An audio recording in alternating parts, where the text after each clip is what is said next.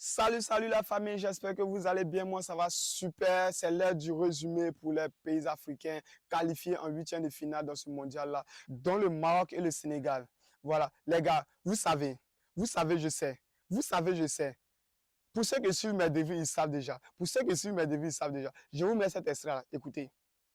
J'ai deux équipes dans ce mondial, le Sénégal et le Maroc. Voilà, je compte vraiment beaucoup sur ces deux équipes-là parce que les autres, j'ai pas trop confiance. Voilà. Le Sénégal et le Maroc, ils ont une très belle équipe, ils ont un jeu organisé. Je vous ai dit ici. Je vous ai dit ici, vous qui suivez mes débuts, vous le savez. Je vous ai dit, j'ai deux équipes dans ce mondial-là. J'ai deux équipes dans ce mondial-là. Le Sénégal et le Maroc. Le Sénégal et le Maroc. Ce sont ces deux équipes-là à voir jouer. Quand tu les regardes jouer, tu es content. Tu es content parce qu'ils jouent un très bon football. Ça n'a rien à voir avec nos footballs africains. Ça n'a rien à voir avec nos footballs africains, je vous le dis. Ce n'est pas nos footballs qu'on joue ici, les balles en l'air, au sol, la balle va à gauche, à droite. Non, non, non. Ces deux équipes-là jouent un football organisé. Ils jouent comme les Européens. J'ai tendance à dire le Maroc et le Sénégal ont un football européanisé. C'est un football européen en fait. Quand tu les vois jouer, tu as l'impression qu'ils jouent comme l'Europe, comme les pays européens. Parce que le jeu est fluide. Chacun joue à sa place, chacun à son poste. On ne fait pas plus. Vous voyez, le football est huilé, ils s'entendent sur le terrain. Le football est super, c'est magnifique à voir. C'est magnifique à voir. Donc, on commence d'abord avec l'équipe du Maroc qui est qualifiée dans une poule où il y avait la Belgique qui était le troisième du mondial passé, la Croatie qui était le finaliste malheureux du mondial passé et le Canada, une jeune équipe voilà, qui monte en puissance. Qui monte en puissance. Voilà. Le Maroc, ils sont venus, ils ont eu 7 points et c'est la première équipe africaine à avoir 7 points dans une Coupe du Monde, donc ils n'ont pas perdu de match. Top performance du Maroc, top performance du Maroc. Chapeau à leur entraîneur, chapeau à leur entraîneur. Je l'ai déjà dit, le Maroc, il faut faire attention à eux. Et le Maroc va croiser l'Espagne en huitième de finale. On va parler de ça, mais pour le moment, je vais parler des performances des matchs de poule et donner mes flops et mes tops. Et après, on parlera de ce match de huitième de finale qui va opposer le Maroc et l'Espagne. Voilà, le Maroc est rentré dans ce mondial-là en faisant 0-0 avec la Croatie. Voilà, et c'était une belle performance. Pour rentrer il fallait bien rentrer dans ce mondial-là. Et quand tu rentres dans un mondial que tu ne perds pas, quand tu ne perds pas ton premier match, ça lance de bonnes allures. Voilà, tu rentres de plus en plus en confiance. Et après ce match contre la Croatie, là, le Maroc est revenu plus confiant. Voilà, le Maroc est revenu plus confiant. Ils ont battu la Belgique de Eden Hazard 2-0. Top performance de Ziyech. Top performance de Ziyech. Vraiment top performance de Ziyech. Top performance aussi de cette paire défensif-là. Je ne vais pas les dissocier parce il faut partir de mes top 3. Je ne vais pas les dissocier. Je ne vais pas dissocier. Je ne vais pas laisser Saïs ou bien laisser Agued à part. Non. Je ne vais pas les dissocier parce que c'est cette paire-là qui m'a fait aimer le football. Voilà, cette paire-là m'a fait aimer cette défense-là. Voilà. Et lors du troisième match, le Maroc s'est imposé 2-1 contre le Canada. Voilà. Je n'ai vraiment rien à dire sur l'équipe du Maroc. Elles ont assuré, l'essentiel c'était d'aller en huitième de finale et elles ont assuré la qualification. L'équipe a assuré la qualification. Vraiment, super équipe du Maroc. Mais top 3 pour le Maroc dans ce match de poule-là. En premier, c'est Ziyech. Hakim Ziyech. Non, il a sorti une top performance. Il a sorti une top performance. Après, ses problèmes avec son précédent sélectionneur, on a repris Regagi et tout. Voilà, il a fait une top performance Ziyech dans ce mondial-là. On l'a vu sur les 3 matchs. Il était combatif. Il s'est battu vraiment. Il a eu à jouer du bon football. À peu près toutes les balles sont passées de son côté. Il a ramené un nombre incalculable de centres dans la surface. Voilà, il a marqué aussi. Voilà, très joli but sur un coup de pied arrêté. Merci Ziyech, top performance Ziyech. Et en deuxième position, je mets la paire Agued-Saïs. La paire Agued-Saïs. Le Maroc doit se poser sur cette paire-là. Agued-Saïs. C'est cette paire-là qui va envoyer le Maroc très loin. Cette paire-là va envoyer le Maroc très loin. Cette paire défensive-là, waouh, elle est belle à avoir joué. Cette paire défensive, top performance de cette paire, Aguerd et Saïs. C'est deux défenseurs qui se comprennent bien. Ils ont eu à gérer tranquillement. Avant la troisième journée, le Maroc faisait partie des 4 pays qui n'avaient pas encore encaissé. Voilà. Et c'est passé par cette paire défensive-là, Aguerd et Oumar Saïs. Mon troisième performance, voilà. Mon troisième top, c'est Hakimi. Il a fait une très belle compétition. Voilà. Un nombre incalculable de centres dans la surface. Voilà. Mais il faut que NSI se gère. Il faut que NSI se gère. Parce que si NSI se gère avec les centres de Hakimi, NSI va marquer voilà, les buts dans ce mondial. Voilà. Donc, ce sont mes tops qui sont là.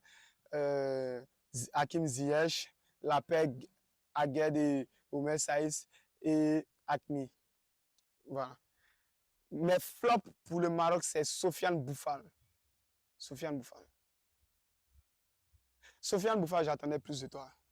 Sofiane Boufal, j'attendais plus. Sofiane Boufal, te voit en Ligue 1. Tu sais faire plus que ça. Sofiane Boufal, il nous éblouit tout le temps. Il nous éblouit chaque semaine. On connaît la patte de Sofiane Boufal. On connaît son niveau technique. Mais Sofiane Boufal, dans ce mondial-là, j'attendais plus que ça. J'attendais Sofiane Boufal sur le flanc gauche, qu'il apporte la même intensité, les mêmes centres, les mêmes déviations. Voilà, les petits jeux, les petits combinaisons avec l'attaquant que ce que Ziyech a apporté. Ben, Sofiane Boufal n'a pas apporté, il m'a déçu. Mais je pense que comme le Maroc est encore qualifié, il a encore les chances de se reprendre et de faire une bonne compétition. Voilà, mon deuxième flop, c'est En-Nesyri. En-Nesyri doit se gérer. En-Nesyri doit se gérer. En-Nesyri, c'est pas ce que tu nous as appris. C'est pas ce que tu nous montres en championnat espagnol. On regarde toujours les matchs de Liga ici, En-Nesyri. Tu fais plus que ça. En-Nesyri, tu fais plus que ça. Tu peux faire plus que ça. On espère que tu fasses une bonne performance contre le Maroc, contre sur toi. Tu es l'attaquant de cette équipe-là et je pense que tu as les armes pour faire une top performance. En-Nesyri, j'attends de toi de grandes performances et j'espère que tu vas me faire mentir. J'espère que à la fin de cette compétition-là, quand je reviendrai faire un résumé, je vais te tirer mon chapeau. Je vais te donner la note de 10 En-Nesyri. Voilà, cette équipe du Maroc-là est qualifiée en 8e de finale et elle va croiser l'équipe d'Espagne.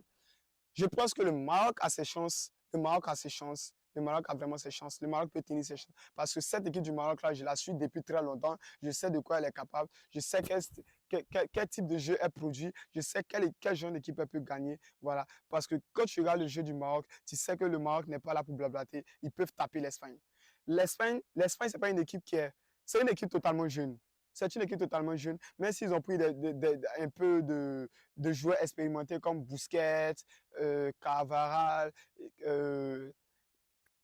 Azpilicueta et tout ça. Mais cette équipe d'Espagne-là, elle est prenable. Cette équipe d'Espagne, elle est prenable pour ce Maroc-là. Cette équipe d'Espagne est prenable. Je pense que le Maroc peut aller chercher la qualification contre l'Espagne. De toute façon, en 8e de finale, quand tu ne peux pas gagner, si tu sais que tu ne peux pas marquer, tu n'encaisses pas. Tu ne peux pas marquer, tu n'encaisses pas. Parce qu'on ira jusqu'au tir au but. On ira jusqu'au tir au but. Tranquille. Tranquille ou quoi. Tu ne moyens pas, tu gardes le bus, tu joues sur la sortie de bas. Cette équipe d'Espagne, on sait qu'elle galère sur les équipes qui jouent bloc bas. Quand tu joues bloc bas, cette équipe d'Espagne a galère. Cette équipe d'Espagne, c'est un Barça bis. C'est un Barça bis. Devant, il y a Asensio et Morata qui ne se gèrent pas. Asensio, on le connaît au Real de Madrid, c'était un gros rateur. C'était un gros rateur. On n'a pas peur d'Asensio. L'équipe du Maroc n'a pas peur d'Asensio. Surtout avec cette paire Aguerd et Saïs, je pense qu'ils ont cette charnière là pour bloquer Asensio. Ils ont cette charnière là pour bloquer Morata. Ce pas des joueurs qui font peur. Ce ne sont pas des loups. Donc ce Maroc là peut aller chercher la qualification contre l'équipe d'Espagne. Cette équipe d'Espagne là, c'est seulement, elle joue un très bon football. Un football bien tactique, un football avec des passe-coups, avec une énorme possession de balle. Mais c'est encore stérile. C'est encore stérile. Moi, du tout, le 7 buts que l'Espagne a marqué ne me fait du tout pas peur. Ça ne me fait du tout pas peur. Voilà, le Maroc a monté plus que ça. Le Maroc peut gagner l'équipe d'Espagne. Le Maroc peut taper l'Espagne. Et je pense que si le Maroc à cette paire-là, la paire Aguerd et Saïd bien solide, et Hakim Ziyech très en forme, avec un Sofiane Boufal qui se gère et un Romain Saïd qui pose problème à cette défense de l'Espagne. Je pense que le Maroc a ses chances de jouer les quarts de finale. Le Maroc a ses chances. Mon pronostic pour ce Espagne-Maroc, là, je vois un match nul à la mi-temps. Un match nul à la mi-temps et qualification du Maroc. Qualification de l'équipe du Maroc. Voilà. Un match nul à la mi-temps et une qualification de l'équipe du Maroc. Je ne sais pas si ça sera 90 minutes ou au tir au but, mais je vois une qualification de l'équipe du Maroc, mais en passant par le nul à la mi-temps. Et la deuxième équipe qualifiée en huitième de finale côté africain est l'équipe du Sénégal. Le Sénégal est venu dans cette compétition-là avec une poule composée du Pays-Bas, de l'Équateur et du Qatar, le pays hôte. Voilà. Le premier match du Sénégal était face aux Pays-Bas et elle a perdu 2-0. Cette équipe du Sénégal a perdu 2-0 contre le Pays-Bas. C'était un match abordable pour le Sénégal. Le Sénégal était bien rentré dans cette compétition-là face aux Pays-Bas et je ne sais pas ce qui s'est passé. Les Sénégalais ont craqué. Ils ont craqué dans les 30 dernières minutes. Ils ont craqué les 30 dernières minutes. Ils ont fait 60 minutes de beau football et les Sénégalais ont craqué les 30 dernières minutes. Ils ont cassé ces 2 buts-là. Voilà. Mais après ça, le Sénégal s'est ressaisi contre le Qatar qui l'a tapé 3 buts à 1. Et après un troisième match contre l'Équateur, dont le Sénégal devait gagner pour se qualifier. Et le Sénégal s'est qualifié contre l'Équateur 2 buts à 1. Félicitations à l'équipe du Sénégal pour la qualification en huitième de finale. Et elle sera opposée à l'équipe d'Angleterre en huitième de finale le 4 décembre à 19h. Et on sera à fond derrière vous, l'équipe du Sénégal. On est à fond avec vous. Pour mes top 3 pour l'équipe du Sénégal, d'abord, en premier lieu, je vais mettre Ismaïla Sarr. Top performance d'Ismaïla Sarr. Top performance d'Ismaïla Sarr. Voilà, il a fait sortir, on a vu ce Ismaïla Sarr là, surtout au deuxième match, qui a fait une top performance. Cette percée là, il allait chercher aussi le penalty. Voilà, top performance d'Ismaïla Sarr qui est vraiment super. J'espère qu'il se gère contre l'Angleterre. J'espère qu'Ismaïla Sarr se gère contre l'Angleterre. Et en deuxième lieu, top performance de Kalidou Koulibaly et Sabali. Les deux, je ne vais pas les séparer parce que je veux faire un top 3. Donc, je vais mettre Sabali et Kalidou Koulibaly. Kalidou Koulibaly, sur le troisième match, il a failli nous faire un flop. Il a failli nous faire un flop. Après, il a marqué, il s'est ressaisi et tout. Sinon, il a failli nous faire un flop. Voilà, Kalidou Koulibaly et le boy Sabali, vraiment top performance de Sabali sur ces 3 matchs. Il a assuré Sabali, chapeau. Ouais, mais ce gars, super coup, sans d'inertie au sol. Il ne tombe pas, il est sur tous les ballons. Il a rarement laissé les gens passer sur son côté. Son vis-à-vis, tous ses vis-à-vis ont souffert dans cette compétition-là face à lui. Il les a rarement laissé passer sur son côté. Top performance de Sabali. Et mon troisième top, c'est Iliman Ndiaye. Bon, Iliman Ndiaye, il a fait une top performance. Une top performance, surtout contre l'Équateur. Iliman Ndiaye, chapeau. Top performance de Iliman Ndiaye. Ce gars-là, waouh, quel joyau. C'était joyeux, Iliman Ndiaye.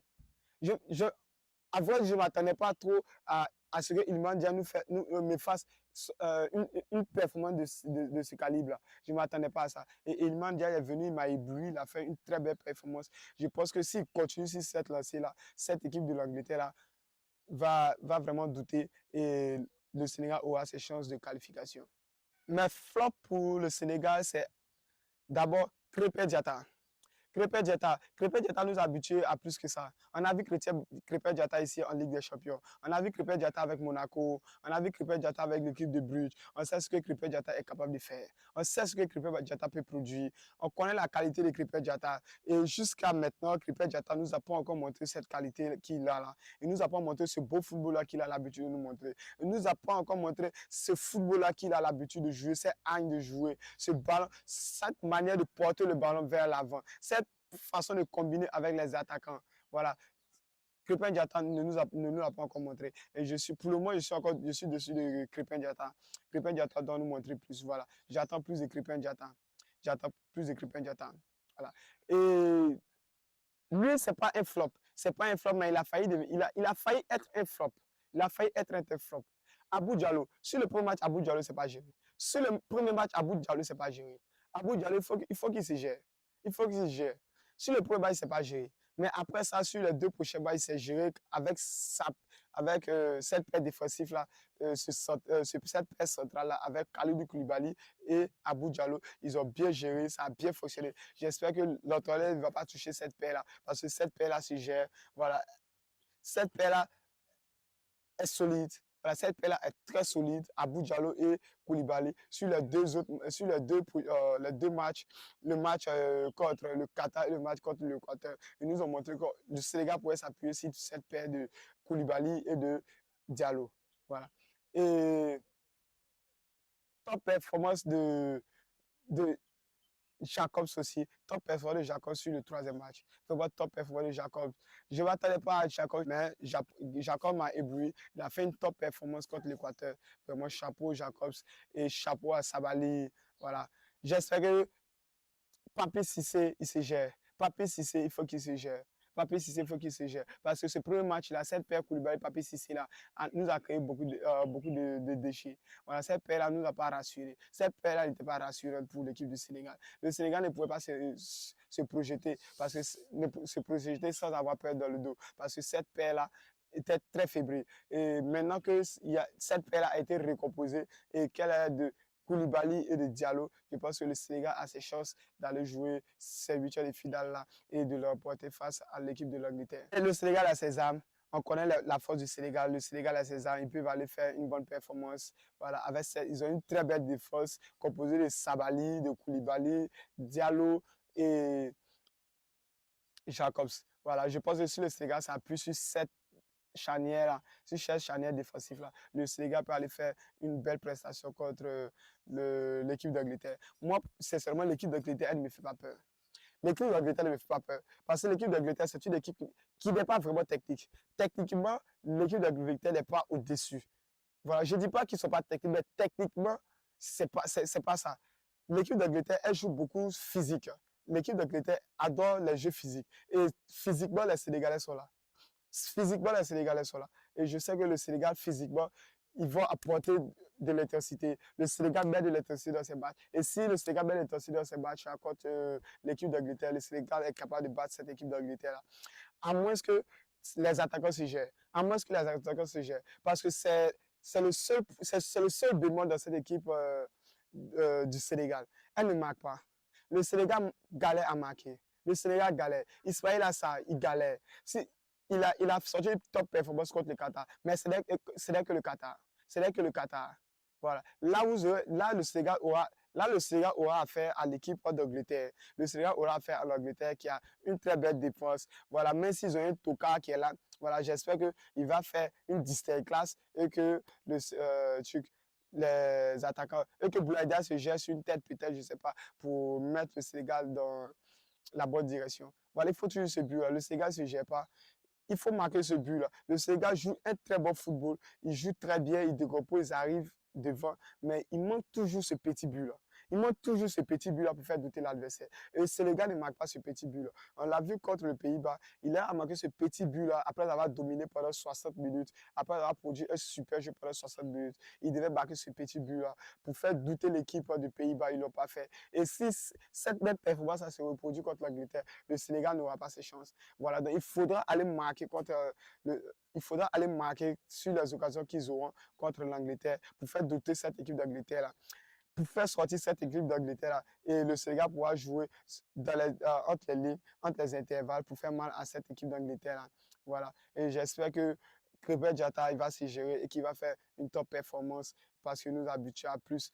Et aussi, Ismaël Assar, j'espère qu'il se gère et qu'il monte encore en puissance. Il nous a déjà montré, mais qu'il monte encore en puissance parce que il est capable de faire plus. Il est capable de faire plus. Et bonne chance au Sénégal. On est à fond derrière eux. Sénégal rec. On espère que vous tapez l'Angleterre. On est à fond pour vous. On est à fond derrière vous. On espère que vous jouez la demi-finale. Voilà. Merci la famille. Merci de liker la vidéo, de vous abonner. Je suis super content de débriefer ces matchs-là. Sans vous, je ne suis rien. C'est parce que vous regardez mes débriefs que je débriefe. Donc merci de regarder mes débriefs. Merci la famille. On se capte pour un nouveau débrief.